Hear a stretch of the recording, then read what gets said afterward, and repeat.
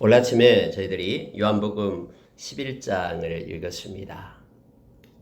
여러분, 우리가 어제 새벽 아침 말씀 요한복음 2장을 읽었죠. 9장과 10장을 읽었는데요. 여러분, 9장에서는 그런 내용이 나왔습니다. 나면서부터 맹인된 사람의 눈을 뜨는 그런 내용이 나왔죠. 그게 전체였어요. 그리고 10장에서는 예수님께서 선한 목자고 우리는 양이기 때문에 예수님은 각자의 양의 이름을 부르고 그 양은 예수님의 음성을 듣고 따라간다. 예수님과 우리와의 관계를 말하고 있습니다. 그런데 이것을 다시 묵상해 보면은 9장에서는 맹인의 눈을 뜨신 예수님께서 우리에게 말합니다. 너희들도 눈을 떠라. 믿음의 눈을 뜨고 영적인 눈을 떠서 보라라고 얘기합니다. 10장에서는 너희들의 귀를 열어라. 그리고 나의 음성을 듣고 나를 따르라라고 얘기합니다. 여러분 11장을 읽어보면 나의 마음을 알아라 라고 말합니다. 예수님의 심정, 예수님의 마음, 예수님께서 우는 장면이 나옵니다. 성경에는 예수님이 우시는 장면은 두 군데에서 나오고 있는데요. 예루살렘을 향해서 멸망받을 그 땅을 향해서 울고 있는 예수님, 그리고 오늘 이 나사로의 죽음 앞에 막 울고 있는 그 마르다와 또 마리아 주변의 사람들을 보면서 마음의 비통이 여기고 예수님께서 울었다라는 표현이 나옵니다. 예수님이 이 11장에 나타난 그 주님의 마음을 우리가 깨닫기를 원합니다. 그래서 눈을 열고 귀를 열고 마음을 열어 주님을 따르는 제자로 우리가 서기를 원합니다. 여러분, 오늘 11장의 말씀은 바로 부활에 대한 내용이 나오고 있습니다. 예수님은 11장 25절에서 나는 부활이요 생명이니 나를 믿는 자는 죽어도 살겠고 무릇 살아서 나를 믿는 자는 영원히 죽지 아니하리라 라고 말씀하신 놀라운 말씀이 써져 있습니다. 예수님이 없는 곳에는 부활이라는 게 없습니다. 예수님이 없는 곳에는 생명이라는 게 없습니다. 이 리저렉션이라는 이 부활은 예수님에게만 있는 것입니다. 그래서 예수를 믿는 자만이 생명의 부활로 나오게 됩니다. 예수를 믿는 자만이 생명을 얻게 됩니다. 예수님이 생명이기 때문에 그렇습니다. 여러분, 부활은 우리에게 영원한 안식을 주는 것입니다. 예수님의 부활이 없다면 우리의 믿음도 헛것이다라고 고린도전서 15장에서 우리에게 가르쳐줍니다. 가장 이 세상에서 불쌍한 자들이 예수 믿는 자들이 될 거라고 말합니다. 부활이 없다면 말입니다. 그러나 예수님은 부활이 있다라는 것을 가르치기 위해서 죽은 나사로를 살립니다. 내가 부활이다라고 말씀하시면 그 주님께서는 이렇게 너희들이 부활하게 되고 살아나게 될 것이다. 나로 인하여 살게 될 것이라는 것을 이 11장 말씀 속에서 우리에게 보여주는 거예요. 저와 여러분은 이 땅에서 살고 있지만은 빌립보서 3장의 말씀처럼 이 땅에 속한 자가 아닙니다. 하나님의 나라의 시민권을 가진 부활의 백성임을 우리에게 말해주고 있습니다. 그래서 이 세상에서 어떤 순간에도 우리는 당당하며 두려워하지 않고 걱정하고 염려하지 않고 부활의 주님과 함께합니다. 여러분, 부활이다라는 것은요, 살아계셨다라는 것이에요. 살아계신 그 우리 주님이 지금 우리와 함께합니다. 마가복음 16장 20절 마지막 절에 보면은 예수님은 승천하신 후에 제자들이 나가서 하나님의 이러한 일을 하게 될 때 주께서 함께하사 그들로 증거하게끔 하셨다라고 성경은 기록하고 있습니다. 마태복음 28장 20절에서도 마지막 절에서도 세상 끝날까지 내가 너와 함께하리라고 얘기합니다. 어떻게 함께할 수 있습니까? 부활이 주님이기 때문에 함께할 수 있습니다. 주님은 지금도 우리와 함께하십니다. 그래서 하나님을 믿는 백성, 예수의 제자들은 함께하신 주님 때문에 어디서든 올곧고 정직하게 살며 어디서든 마음에 주님이 주신 평안과 위로와 힘으로 살아가는 자임을 우리로 하여금 알게 합니다. 여러분, 이 11장 몇 군데를 우리가 묵상하고요, 기도하는 시간 갖도록 합니다. 여러분, 11장 1절에 보면은요, 이 세 명이 나옵니다. 한 가정이 세 명이 있었습니다. 그 두 누이하고 나사로라는 오빠가 있었습니다. 아마 부모님은 안 계신 것 같아요.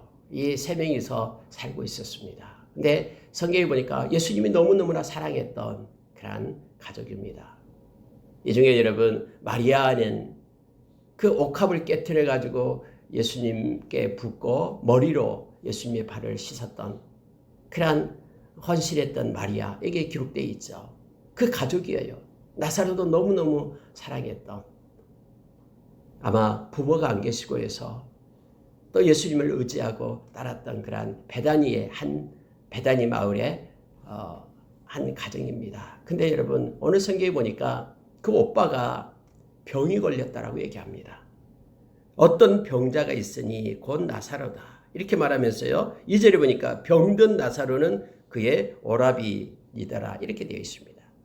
마리아를 얘기하면서 마리아의 오라비, 병든 자.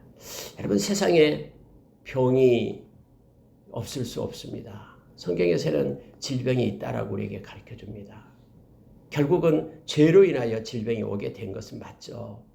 왜냐하면 처음에는 우리에게는 병이 없었습니다. 아담이 에덴 동산에 죄짓기 전에는요. 우리는 영원한 질병 없이 영원히 하나님처럼 그렇게 하나님이 주신 에덴 동산 에덴 낙원에서 그렇게 살 수 있는데 죄로 인하여 우리가 실낙원했죠. 낙원을 잃어버리고 쫓겨나게 됐죠. 그래서 그때부터 저주와 질병이 이 땅에 들어왔음을 알게 합니다. 죽음이 왔고요. 사람이 이 땅에서 병이 없이 사는 사람은 아무도 없습니다. 어떤 병이든 이 땅에서 다 우리는 걸리게 됩니다. 그러나 그 병이 우리의 영원한 생명을 뺏어갈 수는 없습니다. 여러분 여기에서 지금 어떤 병자가 있는데요. 예수님께서는 그렇게 말씀을 합니다. 그 병은 죽을 병이 아니다. 하나님의 영광을 위함이다. 하나님의 아들이 이로 말미암아 영광을 받게 하리 함이라 라고 말합니다. 나사로가 병든 것이 하나님의 영광이라는 뜻이 아니에요. 이걸 우리가 잘 알아야 됩니다. 나사로의 병을 가지고 있는 것이 하나님의 영광이 아니라 그 병으로 인하여 다음에 고침을 받고 그 과정 속에서 행하시는 하나님의 능력이 드러나고 그리고 예수 그리스도가 그 과정에서 회복되는 과정에서 영광을 받게 될 것이다 라는 뜻이에요. 그래서 여러분 우리가 혹시나 병이 들고 몸이 아프고 힘들 때는 하나님 이것을 치료하시고 고쳐주심으로 하나님이 영광 받아주십시오. 또 이걸 통해서 내가 하나님의 자녀이고 또 이러한 과정 속에서도 내가 믿음을 잃지 않고 더 하나님을 의지할 수 있도록 우리를 굳건하게 하신 그런 결과를 통해서 하나님께 영광을 돌리는 거예요.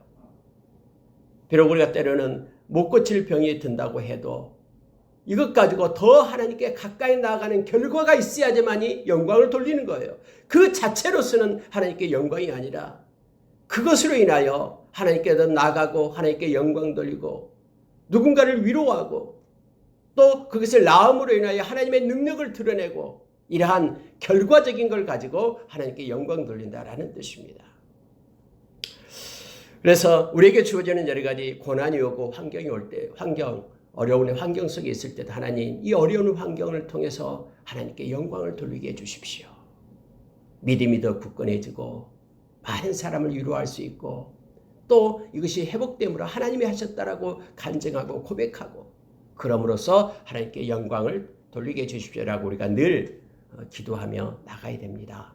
예수님께서는 지금 나사로가 든 이 병은 하나님께 영광을 돌릴 병이다 라는 것은요.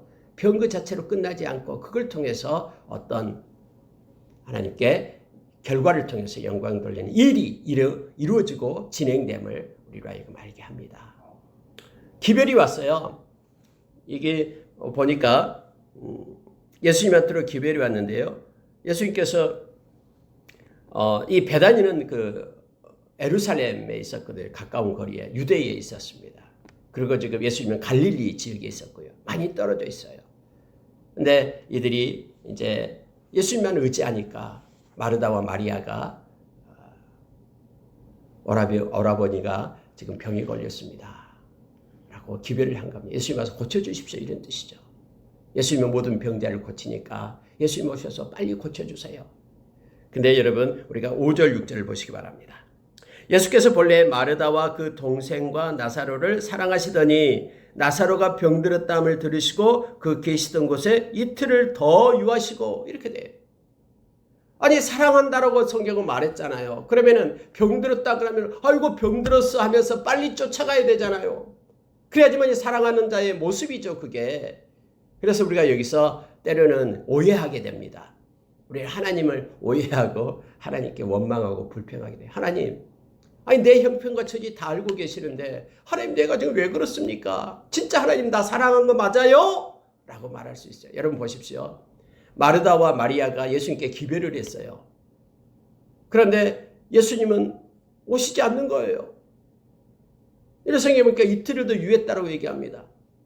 이 사실을 여러분 마리아와 마르다가 지금 기다리고 있는데 며칠이면 그곳에 기별을 한 사람이 도착했을 거고 예수님이 지금쯤은 막 오실 거라고 생각하고 있겠죠. 계산하고 있겠죠. 우리를 너무나 사랑하니까 이 말을 듣자마자 예수님은 막 맨발로 달려올 것이다라고 생각하고 있을 거 아니에요. 그런데 예수님이 기다려도 오지 않는 거예요. 진짜 예수님이 우리를 사랑한 거 맞아? 라고 마음속에 생각했을 거예요. 오해했을 거예요. 그래서 여러분 보니까 나사로가 죽어버렸어요. 예수님이 오시기 전에 죽었습니다. 예수님은 이틀을 더 유하셨다라고 얘기합니다. 왜냐하면 하나님의 때가 있기 때문에 그래요. 우리가 하나님께 기도하고 나갈 때도 하나님은 나를 사랑하지 않는가 봐. 저 사람은 기도하면 금방 응답해주고 나는 왜 그런가 아니에요. 로마서 5장 5절 이하에서 8절까지 예수님 하나님은 우리를 너무너무나 사랑한다라고 얘기합니다. 우리가 사랑할 만한 근거가 없어요. 우리가 연약할 때에 이 말은요. 연약해서 계속해서 죄짓고 넘어지고 허물 많고 이런 뜻이에요.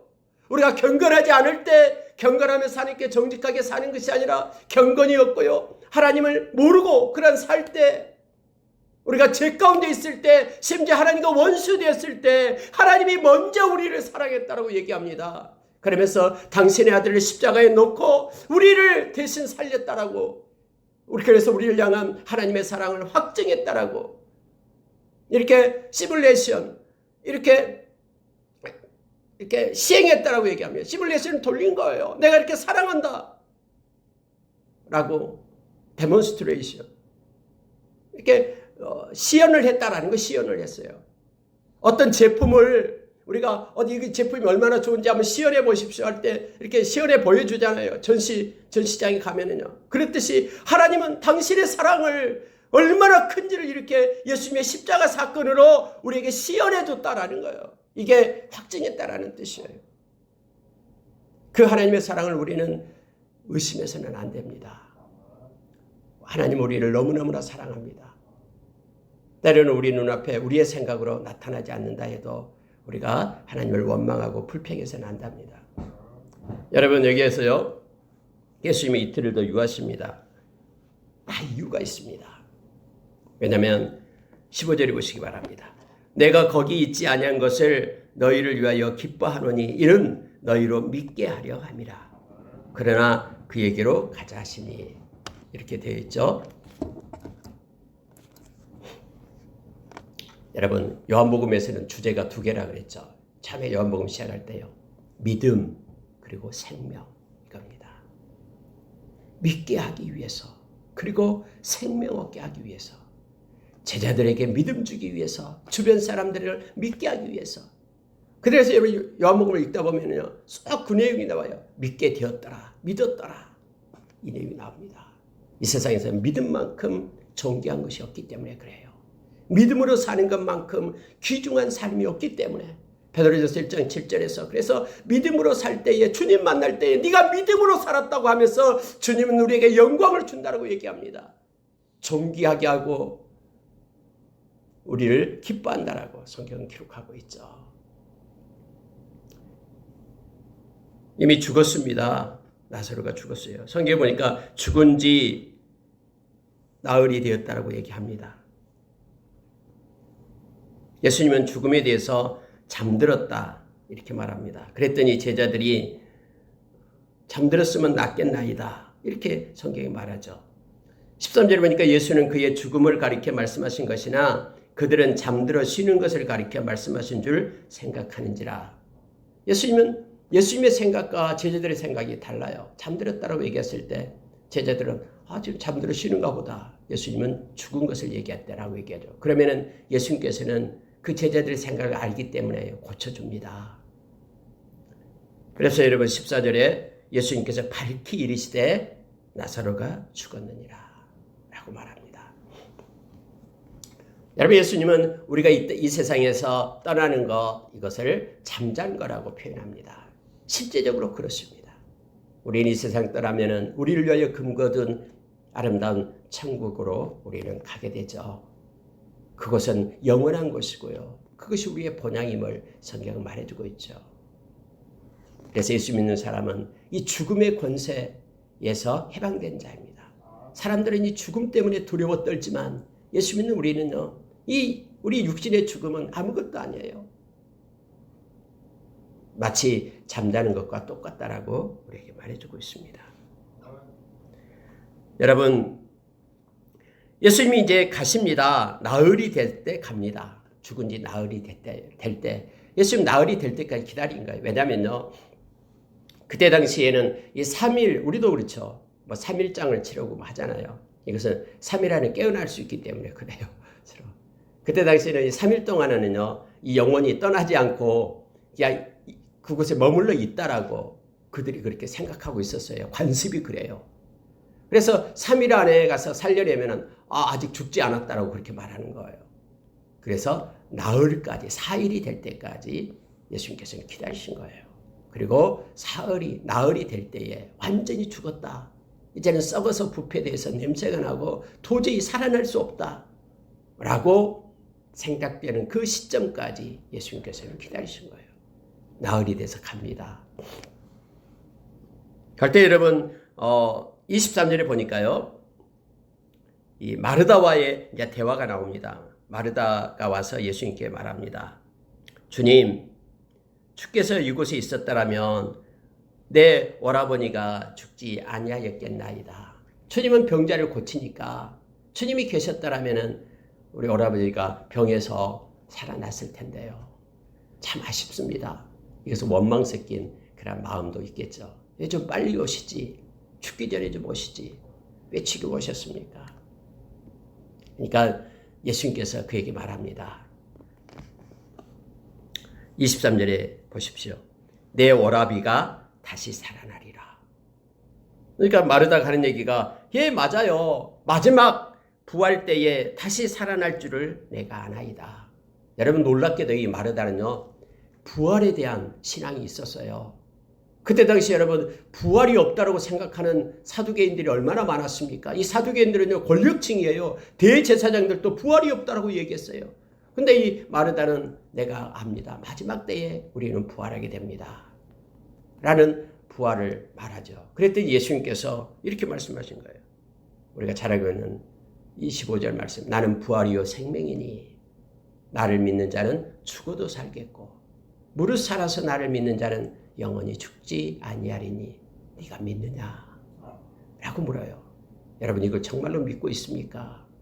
그러면 우리는 이 땅에서의 죽음이 아무런 의미가 없습니다. 죽음의 권세가 우리 앞에 아무런 힘을 쓰지 못해요. 우리가 이걸 믿어야 됩니다. 예수님은 부활이요 생명이기 때문에 우리는 이 땅에서 육체가 죽는다고 해도 영원히 삽니다. 그리고 예수님 오실 때까지 우리가 살아있을 때 있다면 우리 살아서 나를 믿는 자는 그런 뜻이에요. 영원히 죽지 아니하리라 라고 말합니다. 뿐만 아니라 우리는 살아서 영원히 죽지 않습니다. 이것을 부활의 신앙입니다. 이 신앙이 없이는 많은 이들이 순교하지 못했을 겁니다. 우리가 히브리서 11장에서 많은 이들이 더 큰 부활을 생각하면서 이 땅에서 예수 믿는 것을 놓지 않고 생명을 버렸다라고 성경은 말합니다. 27절에 놀라운 사실을 말합니다. 여러분, 마르다의 고백이에요. 이르되 주여 그러하외다. 주는 그리스도시요 세상에 오시는 하나님의 아들이신 줄 내가 믿나이다. 여러분, 성경 속에서 이렇게 신앙을 고백하는 사람들이 그렇게 많지 않습니다. 4명이 나오고 있습니다. 4명이요. 4명이 나옵니다. 나다나엘이 처음에 고백을 하죠. 그리고 베드로의 고백이 있죠. 그리고 이 마르다의 고백이 있고 마지막에 이 도마의 고백이 있죠. 예수님은 하나님이시다라고요. 물론 요한 1서에서 가면 이제 요한 사도도 오직 예수님이 참 하나님이시다라고 고백하는 내용이 나옵니다. 이렇게 고백이 5, 이게 직접 고백은 4명이 고백하고 있는 거고요. 요한 사도는 서술로서 그렇게 고백하고 있고요. 정말로 예수 그리스도는 하나님이시며 살아계신 하나님의 아들이십니다. 우리의 구원자이십니다. 이런 놀라운 고백을 하고 이제 들어갑니다. 이제 마르다가 자기 동생 마리아한테 얘기합니다. 주님이 오셨다. 예수님이 안 들어오셔요. 그 자리 마르다 만난 곳에 그대로 있는 거예요. 그랬더니 마리아가 막 쫓아나갑니다. 마리아와 함께 있던 사람들도 같이 갑니다. 어디 가지? 곡하러 가나 하면서 따라갑니다. 그 자리에서 다시 또 마리아를 만납니다. 마리아는 동일한 또 얘기를 하는 거예요. 주님이 이곳에 계셨더라면 우리 오라버니 죽지 않았을 텐데요. 그러면서 막 울기 시작합니다. 여러분, 여기에서요 33절 한번 보시기 바랍니다. 예수께서 그가 우는 것과 또 함께 온 유대인들이 우는 것을 보시고 심령에 비통히 여기시고 불쌍히 여기사 그를 어디 두었느냐 이르되 주여 와서 보옵소서 하니 예수께서 눈물을 흘리시더라. 여러분, 왜 예수님께서 우셨을까요? 예수님은 조금 후에 죽었던 나사로를 살려낼 거잖아요. 다 알고 있잖아요. 근데 왜 예수님은 야야 울지 마라. 웃을 일이 울 일이 아니다. 웃을 일이다. 하면서 그들을 말렸어야지 맞을까요? 아니에요. 예수님은 우셨어요. 오늘 성경에 보니까는 비통이 여기고 마음에 슬픔이 있었다라는 거예요. 그리고 불쌍히 여겨서 예수님께서는 우셨다라고 얘기합니다. 여러분, 예수님은요 우리의 마음을 너무나 잘 알고 계세요. 우는 자들과 함께 지금 울고 있는 예수님을 보는 거예요. 어떤 사람은 이렇게 말합니다. 장례식장에 가면 예수 믿는 사람들은 다음에 부활을 하니까 뭐 울고 막 그러냐고, 우는 거 없다라고 다 웃고 막. 그런데 여러분, 예수님도요 우셨어요. 조금 있으면 살려낼 것 아시면서도 예수님은 우시는 모습이 보게 됩니다. 왜냐하면 죽은 자 때문에 우는 게 아니에요. 예수님은 그곳에서 슬퍼하는 그들의 마음을 예수님께서는 아시기 때문에 그래요. 마리아의 마음, 마르다의 마음, 왜 죽었을까 안타까워하는 그들의 마음을 예수님께서는 알고 계시기 때문에 그들의 마음 때문에 슬퍼했다라고 2번씩이나 나옵니다. 38절에도 이에 예수께서 다시 속으로 비통히 여기시며 슬픔을 가졌다라는 거예요. 그러면서 무덤을 향해서 나사로야 나오라 라고 외치시는 예수님의 모습을 보게 됩니다. 여러분, 나사로를 곧 살리실 텐데 왜 예수님께서 우셨습니까? 이 말은요, 이 원어를 보면 이렇게 되어 있습니다. 이때 여러분, 우는 그런 울음은 어떤 통곡의 울음을 의미하는 게 아니에요. 이때 울음이라는 것은 어떤 단어가 이렇게 다르게 사용되어 있는데 어떤 단어냐면요, 조용히 눈물을 흘리며 슬픔을 나타내는 울음입니다. 죄로 인하여 사람이 죽게 되고요.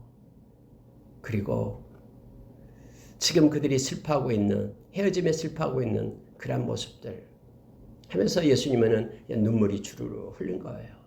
마음속으로부터 눈물이 흐르는 것입니다. 아마도 나사로의 죽음 때문이 아니라 사랑하는 오라버니를 잃고 큰 슬픔에 빠진 그러한 유족들, 그리고 그 친구들의 아픔에 동정적으로 깊이 마음이 동화되었기 때문에 그들의 마음이 전이되어서 예수님의 마음이 지금 아파서 우는 거예요. 너무나 슬퍼하는 그들의 마음이요. 우리가 여러분 어떻게 기도하다 보면은, 누구를 놓고 기도하면은 그 사람의 아픔이 막 전달되어 오잖아요. 그래, 그것 때문에 막 울면서 그 사람을 위하여 기도하잖아요. 예수님이 그래요. 우리가 조금 아파서 울고 있을 때요, 예수님도 같이 울어요. 우리가 고통 속에 있을 때, 힘들 때에 물론 예수님이 그것으로부터 곧 우리를 이렇게 세워주고요, 그것으로 인하여 우리가 절대 망하지 않음을 알면도 불구하고 예수님은 우리가 아파할 때 대신 눈물을 흘리고 계셔요. 그런 고통 속에 있을 때 예수님도 동일한 고통을 느끼면서 우리와 함께하는 거예요. 그 예수님의 마음을 우리가 기억하기를 말씀은 지금 말하고 있는 것입니다. 서두에 말씀해 드렸다시피 우리가 11장을 읽으면서요, 하나님 우리의 마음을 열어 주님의 마음을 받게 하십시오. 우리의 마음 가운데 주님의 마음이 얹어져서 주님의 마음이 우리의 마음이 되게 해 주십시오. 우리가 이 기도를 하면서 나가기를 원합니다. 고린도전서 2장 11절 이하에서 하나님의 그 깊은 것 통달하시는 분은 성령님이셔요. 그 성령님께서 그 하나님의 마음과 하나님의 뜻을 우리 가운데 가르쳐 줄 때 우리는 하나님의 그 마음을 알게 되는 거죠. 예수님은 우리의 마음을 다 알고 계십니다. 히브리서 2장 마지막 절에 보면은 우리의 모든 고통을 다 체휼하신 우리 주님께서는 우리가 고통을 알고 계신다라고 말하고 우리를 넉넉히 도우실 수 있다라고 말합니다. 그 주님을 우리가 만나기를 원합니다. 여러분 39절 보고요. 39절 보면은 예수께서 이르시되 돌을 옮겨 놓으라 하시니 그 죽은 자의 누이 마르다가 이르되 주여 죽은 지가 나흘이 되었음에 벌써 냄새가 나나이다. 이제 완전히 절망이다라는 거예요. 왜 돌을 굴러냅니까? 이미 죽었습니다. 끝났습니다. 예수님 말씀합니다. 내 말이 네가 믿으면 하나님의 영광을 보리라 하지 아니하였느냐. 하나님 앞에 불가능이 어디 있느냐. 내 말대로 순종해라. 믿으라라고 얘기합니다. 귀로만 듣지 말고 마음으로 믿으라 하고 예수님은 마르다를 지금 책망하고 있는 거예요. 그러면서 예수님께서는 말씀하십니다. 자, 42절 보시기 바랍니다. 항상 내 말을 들으시는 줄을 내가 알았나이다. 그러나 이 말씀을 하옵는 것은 둘러선 무리를 위함이니 곧 아버지께서 나를 보내신 것을 그들로 믿게 하려 함이니이다. 예수님이 행하신 모든 일은요, 믿음과 연관이 되어 있어요. 이 일을 통해서 저들이 믿음을 갖게 하기 위하여 지금 이것을 합니다 하면서 나사로를 살려내는 장면이 나옵니다. 여러분, 예수님은 우리가 이 땅에서는 우리 전혀 개입하지 않고 관여하지 않는 예수님이 아니셔요. 그냥 우리가 이 땅에서 죽으면 그 위에 천국만 우리에게 보여주는 예수님이 아니셔요. 지금도 살아계셔서 우리의 삶의 현장에 오셔서 개입하시고 간섭하시고 통치하시는 그 부활의 하나님을 우리가 기억해야 돼요. 부활의 주님이셔요. 하나님이셔요. 그래서 우리가 이 땅에서 어렵고 힘들고 또는 여러 가지 일들이 있을 때마다 우리는 주님을 찾고 주님의 손을 붙잡아야 됩니다. 그분은 삶 가운데서도 우리를 인도하셔요. 우리를 위로하시고요. 우리를 위하여 우시고요. 함께 하시는 거예요. 데살로니가전서 5장 10절에서 예수님께서 십자가에 못 박히신 이유가 우리와 함께하기 위함이다라고 말씀하십니다. 그분은 진짜로 우리와 함께해요. 요한계시록 3장 20절에서 그분은 우리의 문 밖에서 문을 두드리고 계셔요. 왜냐하면 우리와 함께하기 위하여 우리의 이 마음의 문의 빗장을 벗어내고 주님을 모셔야 돼요. 그리고 주님과 함께하고 동행하는 삶을 살아야 됨을 알게 합니다. 주님의 마음을 가지고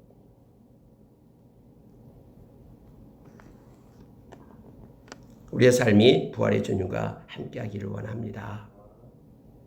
근데 여러분 이러한 사실을 보게 될 때요. 성경은 45절 46절 보십시오. 마리아에게 와서 예수께서 하신 일을 본 많은 유대인이 그를 믿었으나 많은 이들이 이걸 보고 믿었어요.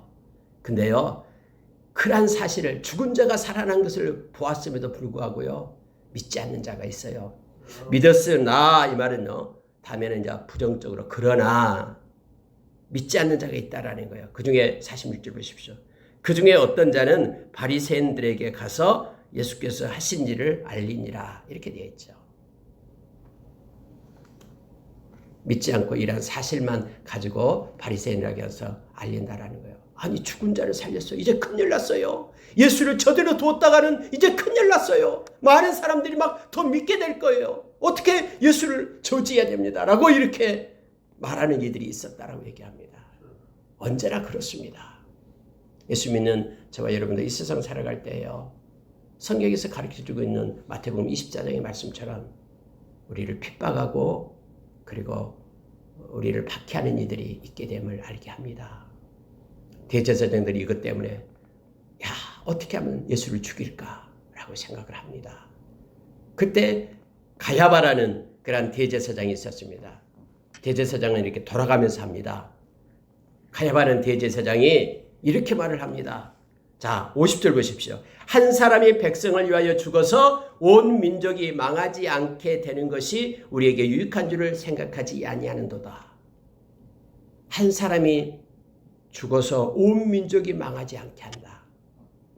그는 예수님이 막 여러 가지 기적을 베풀고 하면은 많은 사람들이 예수를 그리스도로 생각하고 왕으로 생각하면은 로마가 군대를 보내가지고 그들을 멸하고 우리 민족을 이제 끝났다라고 착각하는 거예요.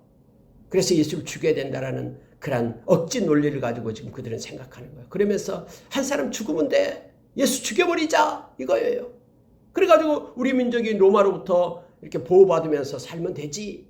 우리의 그런 기득권도 유지하면서 지금 그 얘기를 하고 있는 거예요. 그런데요, 하나님은 이것을 어떻게 성경에 기록하고 있냐면 이렇게 말합니다. 이 말은 스스로 함이 아니요 그해 대제사장이므로 예수께서 그 민족을 위하시고 또 그 민족만 위할 뿐 아니라 흩어진 하나님의 자녀를 모아 하나가 되게 하기 위하여 죽으실 것을 미리 말함이로라. 이렇게 됩니다. 하나님은요, 고레스의 마음을 움직여서 이스라엘 백성을 회복시키시오. 다시 귀환하게끔 그렇게 하죠. 하나님은 이 가야바, 이 악한 자의 마음을 그들의 입의 말을 통해서 하나님은 또 역사하고 계심을 보게 돼요. 여러분, 이러한 일들이 성경에 읽다 보면 많이 나옵니다. 사울의 입을 통해서 말하는 것, 다윗에게 말하는 것이 그대로 이루어지게끔 하죠. 사울은 다윗을 죽이기 위해 막 쫓아다녔는데 다윗을 만날 때 사울이 말하는 그런 입술의 말을 가지고 그대로 이루어지게끔 하는 거예요. 이런 놀라운 일이 펼쳐집니다. 전혀 믿지 않고 예수 믿지 않는 사람인데 그들이 예수 믿는 사람을 돕게끔 하는 그런 놀라운 일들도 나타나요. 막 온 천지 원수들로 뒤싸여져 있는데 하나님은 그 원수들 그 앞에서 식탁을 차리고 우리에게 그 기쁨을 누리게끔 하는 일들이 곳곳에 나타납니다.